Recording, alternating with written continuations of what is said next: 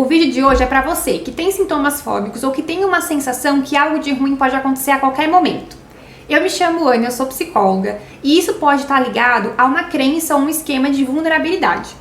Então aqui são pessoas que têm uma sensação muito grande de que elas não encontram em si recursos para poder lidar com a vida. E essa é a grande questão aqui. A vida realmente envolve alguns riscos. Só que nós temos recursos para lidar com esses riscos. Coisas fogem do controle, mas via de regra a gente desenvolve recursos para poder lidar. Algumas pessoas têm mais recursos do que outras. E é aqui que entra grande parte do tratamento para uma pessoa que tem uma crença de vulnerabilidade. Ela precisa equilibrar os riscos que ela identifica, porque muitas vezes a pessoa ela vai para uma catastrofização, e entender o que ela poderia desenvolver de recurso para lidar com isso. Tirando se a pessoa, por exemplo, passou por uma questão traumática em relação àquilo que ela tem medo, então dirigir, ou então uma questão vinculada à doença, a gente vai tratar a questão de risco e recurso.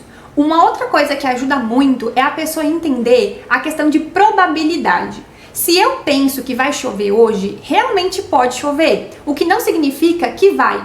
E muitas vezes é isso que a gente faz, e a gente chama isso em psicologia de pensamento mágico, porque eu penso que uma coisa pode acontecer, então significa que ela vai acontecer, e a pessoa entra em um estado de ansiedade e alerta muito grande. Isso pode gerar prejuízos menores. Por exemplo, eu tenho medo de elevador e eu não ando de elevador, eu subo escada. Isso aqui pode interferir na vida da pessoa, mas não vai gerar um prejuízo grande. Já existem outras questões que impactam muito a vida de uma pessoa. Porque, por exemplo, se ela trabalha com viagens e ela começa a ter medo de viajar, se ela não desenvolve essa questão de risco e recurso, porque um avião realmente pode cair, ela vai perder talvez o emprego dela. Ou então ela nunca mais vai conseguir viajar para um lugar que ela gostaria, realizar um sonho, porque ela está vinculada à vulnerabilidade e não a risco versus recursos. Então aqui é muito importante a gente trabalhar esse equilíbrio com a pessoa para que ela vá desenvolvendo. Talvez ela realmente não tenha alguns recursos.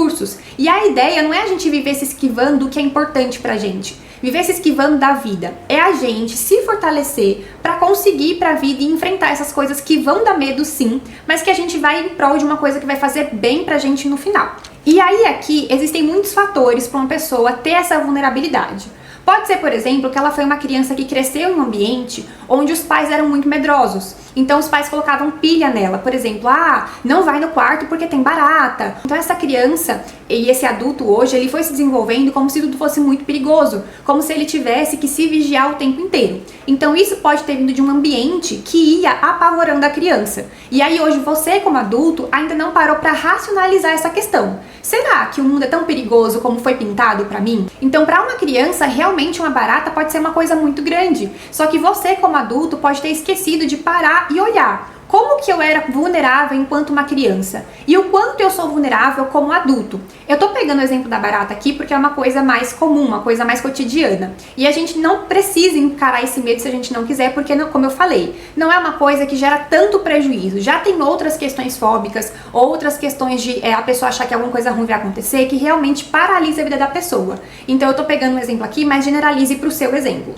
Além dessa questão de um ambiente ou de uma família mais ansiosa em relação a essas questões, outro fator pode ter sido um pai ou uma mãe que dizia para o filho, por exemplo, se eu não estiver na sua vida, então você está muito vulnerável, você está lascado se não estiver na sua vida. E aí essa criança ou esse adolescente cresce e isso fica na cabeça dela. Por exemplo, sem alguém eu estou muito vulnerável. Não necessariamente o pai ou a mãe, mas vira um adulto que precisa muito dos outros para poder dar conta da vida. Então, por exemplo, pessoas que se dirigem com alguém do lado, elas estão bem. Mas se elas estão sozinhas, parece que algo muito ruim vai acontecer. Porque ela pode ter escutado essa frase de que sem um adulto, ela não daria conta da vida.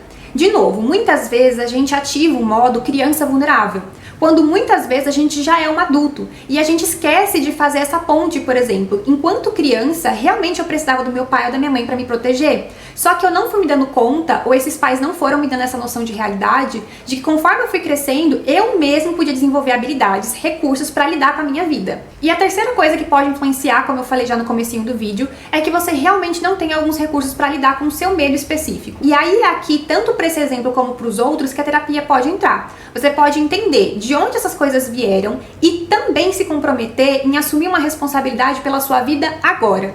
Descobrir quais são os seus medos, mas também quais são os recursos que você pode desenvolver.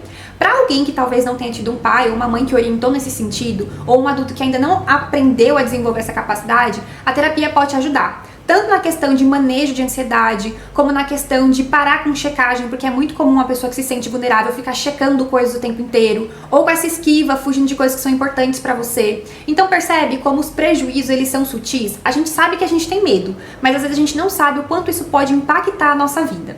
Então eu espero que esse vídeo faça sentido por aí, no sentido de você perceber que se você estiver passando por isso, você pode buscar ajuda, porque eu imagino que seja muito desconfortável ter essa questão com vulnerabilidade. E se você precisar, pode me mandar uma mensagem para saber como funciona o meu trabalho, ou se eu não puder te atender ou se não quiser fazer terapia comigo, eu posso te indicar o trabalho de alguém. Mas não fique sem ajuda caso isso esteja atrapalhando a sua vida. É isso, um beijo e a gente se vê amanhã.